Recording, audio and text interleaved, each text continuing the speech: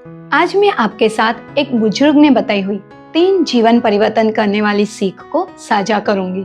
इसी प्रकार के प्रेरणादायक वीडियोस हम आपके पास हमारी चैनल हैप्पीनेस मंत्र में लगातार लाते हैं। तो अगर आप हमारे परिवार से अभी तक नहीं जुड़े तो चैनल को सब्सक्राइब करके इसका एक हिस्सा बन जाइए। तो चलिए अब हम हमारी पहली अनमोल सीख पर आ जाते हैं। हमारी पहली अनमोल सीख है, जीवन संतुलन के बारे में है, न कि पूर्णता के।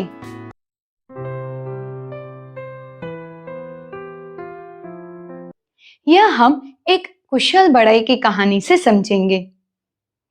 एक बूढ़े कुशल बढ़ई से उसके सेवानिवृत्त होने से पहले आखिरी बार एक घर बनाने के लिए कहा गया, लेकिन इस बार बढ़ई ने अपना पूरा दिल उस काम में नहीं लगाया।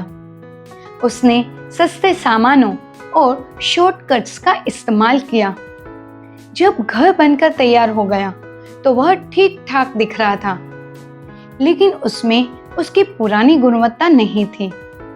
जब काम पूरा हुआ तो उसके मालिक ने उसे घर की चाबियां सौंपी और खुलासा किया कि यह घर बढ़ई को उसकी वर्षों की सेवा के लिए एक उपहार था। यह सुनकर बढ़ई को बड़ा झटका लगा और उसे शर्मिंदगी महसूस हुई, क्योंकि उसने खुद के लिए वही घर बनाया था जिसमें उसे अब अपने बाकी जीवन में रहना था। यह कहानी हमें सिखाती है कि जीवन में हमें संतुलन बनाए रखना चाहिए। यदि वह बढ़ई इस काम को भी अपनी काबिलियत से ध्यान से करता तो परिणाम अलग होते। हम अपने कार्यों और निर्णयों से अपना खुद का जीवन बनाते हैं। यदि हम मेहनत, आराम और आत्म संरक्षण में संतुलन बनाए रखें तो हमारा जीवन भी सुंदर होगा। लेकिन अगर हम जल्दबाजी करें, परिपूर्णता की खोज में शॉर्टकट लें, तो हम खुद को एक ऐसे जीवन में पाएंगे जिस पर हमें गर्व नहीं होगा। बुजुर्ग व्यक्ति की पहली सीख हमें समझाती है कि जीवन के हर क्षेत्र में संतुलन बनाए रखें, न कि पूर्णता के पीछे भागे।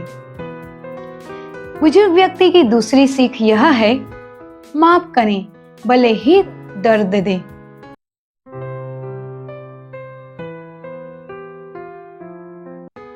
हमें इस बात को नेल्सन मंडेला की कहानी से समझना होगा। नेल्सन मंडेला ने 27 साल जेल में बिताए, बहुत कठिन परिस्थितियों में, केवल इसलिए क्योंकि वे दक्षिण अफ्रीका में समानता के लिए संघर्ष कर रहे थे। 1990 में जेल से रिहा होने के बाद मंडेला नफरत और क्रोध से भरे हो सकते थे, लेकिन उन्होंने माफी को चुना। अपनी रिहाई के बाद पहले भाषण में मंडेला ने कहा, जैसे ही मैं उस दरवाजे की ओर बढ़ा जो मुझे मेरी आज़ादी तक ले जाएगा, मुझे एहसास हुआ कि अगर मैं अपनी कड़वाहट और नफरत को पीछे नहीं छोड़ता तो मैं अभी भी जेल में होता। इंग्लिश में भी कहा है, फॉरगिव एंड फॉरगेट। इस माफी के करुणामय कार्य ने न केवल उन्हें व्यक्तिगत रूप से ठीक होने में मदद की, बल्कि उन्होंने पूरे देश को भी ठीक किया। मंडेला ने सिखाया कि माफी का मतलब अतीत को सही ठहराना नहीं है, बल्कि खुद को इसके प्रभाव से मुक्त करना है। उनकी माफी से उनके देश में मेल मिलाप हुआ और एक नए भविष्य की नींव रखी गई। बुजुर्ग व्यक्ति की दूसरी सीख हमें समझाती है कि माफी दूसरों के लिए नहीं बल्कि खुद के लिए होती है। बुजुर्ग की तीसरी सीख यह है कि दयालुता सबसे बड़ी ताकत है।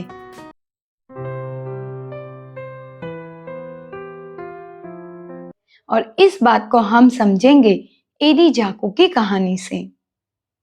एडी जाकू एक होलोकॉस्ट सर्वाइवर थे, जिन्होंने नाजी कंस्ट्रक्शन कैंप्स में वर्षों तक अमानवीयता का सामना किया।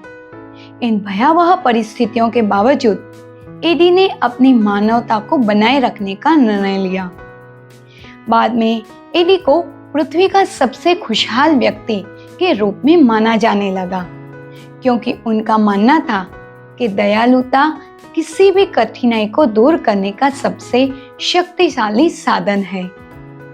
उन्होंने एक कहानी साझा की कि कैसे ऑशविट्स में उन्होंने एक साथी कैदी के साथ खाना साझा किया और इस छोटे से दयालुता के कार्य ने दोनों की जान बचाई और उनकी आत्मा को जीवित रखा। यह एक छोटा सा कार्य था, लेकिन उसने दोनों को उस भयावह दौर में सहारा दिया।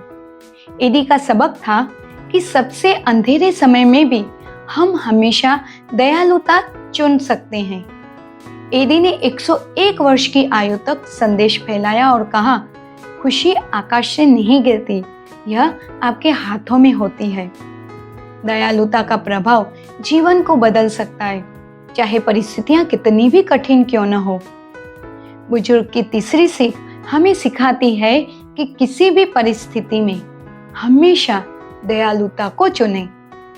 आज के लिए बस इतना ही। इसी प्रकार के प्रेरणादायक वीडियोस हम आपके साथ शेयर करते रहेंगे।